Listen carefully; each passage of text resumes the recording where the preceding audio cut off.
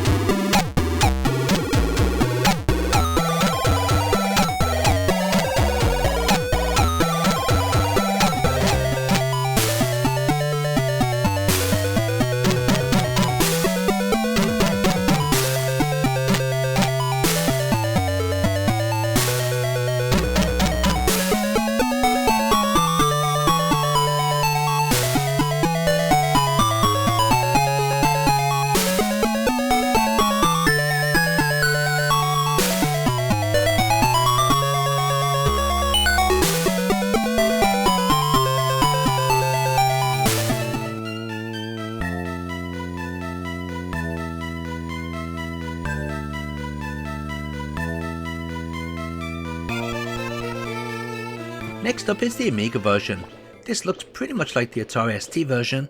In fact, it's as difficult to tell them apart. The levels have been slightly redesigned and you can now take 2 hits before you die. The same dodgy collision detection is still here though. One of the biggest differences is that you now are transported by the Eagle rather than the trampoline. The game should have a music option, but pressing M to toggle between music and sound effects does nothing. Maybe you need to do this before the actual game starts. That sucks if so, as you wouldn't be able to switch from one to the other during gameplay.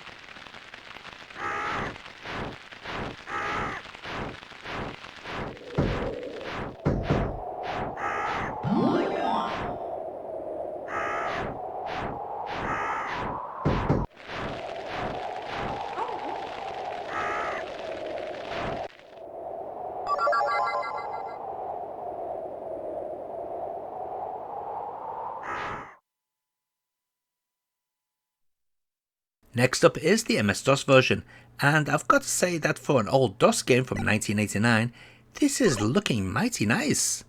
It even scrolls reasonably smooth. The game has been redesigned a little, with certain enemies looking bigger or smaller.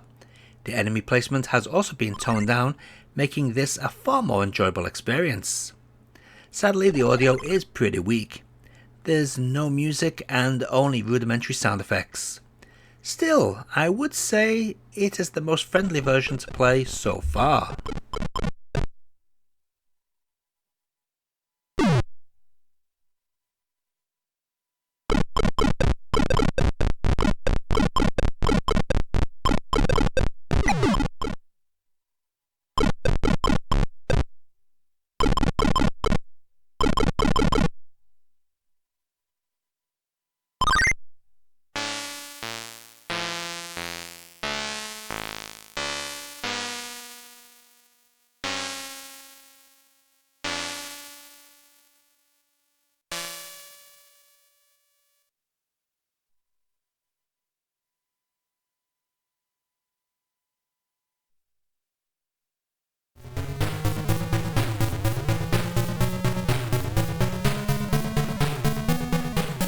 onto the 8-bit systems with the Amstrad CPC release, and what a colourful release it is.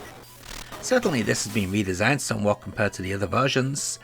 It's definitely a lot more cartoony, that's for sure. Saying that, the developers have made an effort.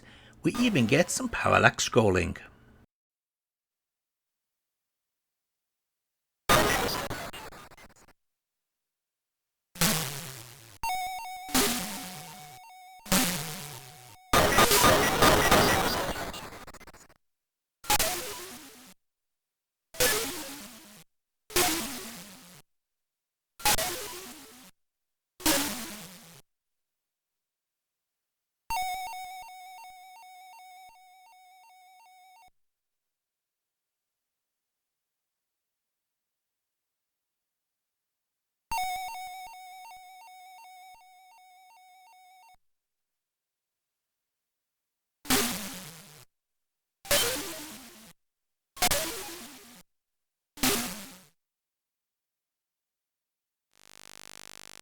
Specky time, and it's not a good time. The game just doesn't feel nice.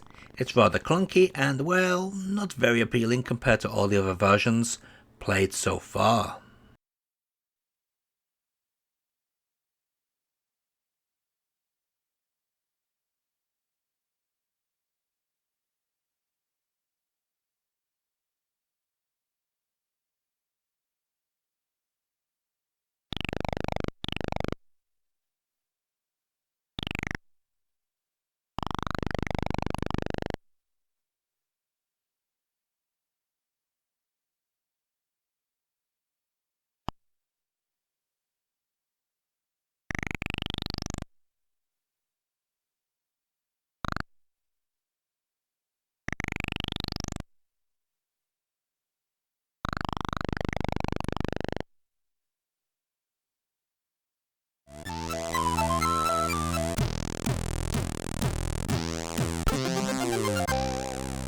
This is the Commodore 64 version, and just like the Amstrad and ZX Spectrum versions, it's been redesigned with a different stage too.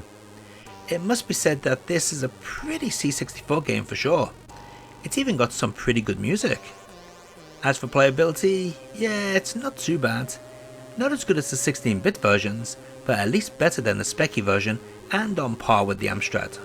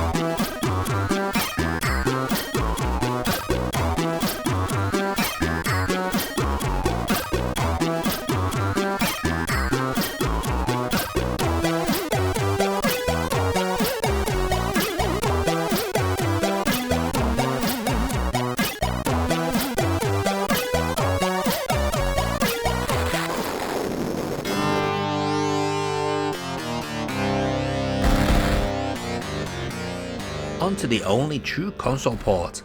This is the Mega Drive version. As legend would have it, Sega of America pulled the game off the market and forced Razorsoft, the publisher, to give clothing to cover up the fairy's bare breasts. What's wrong with some pixel titties? Anyway, it turns out that this is an urban myth, as programmer Kevin Seghetti of Punk Developments, who made the Mega Drive version, has confirmed this is not true in an interview with Gaming Alexandra. Kevin says, "When we did the port, Razorsoft, the publisher, specified that they needed the fairies covered up for the American market. That was always the plan, so it wasn't added later. My wife added the bra graphics early on. So there you have it." Stormlord on the Mega Drive also got a Japanese release, which is also censored. The game was never released in Europe on the Mega Drive, which is odd since it would most likely appeal to the average Euro gamer more than anyone else. Anyway, this Mega Drive version is easily the best so far. It looks good, moves at 60 frames per second, and sounds great with simultaneous music and sound effects. There's also a key configuration and difficulty settings. Gameplay has changed a little. You now press a button to pick up items, no big deal. A welcome addition is that you now just walk over the little volcano things rather than having to jump on them. And we get a new bonus stage where you actually collect fairies.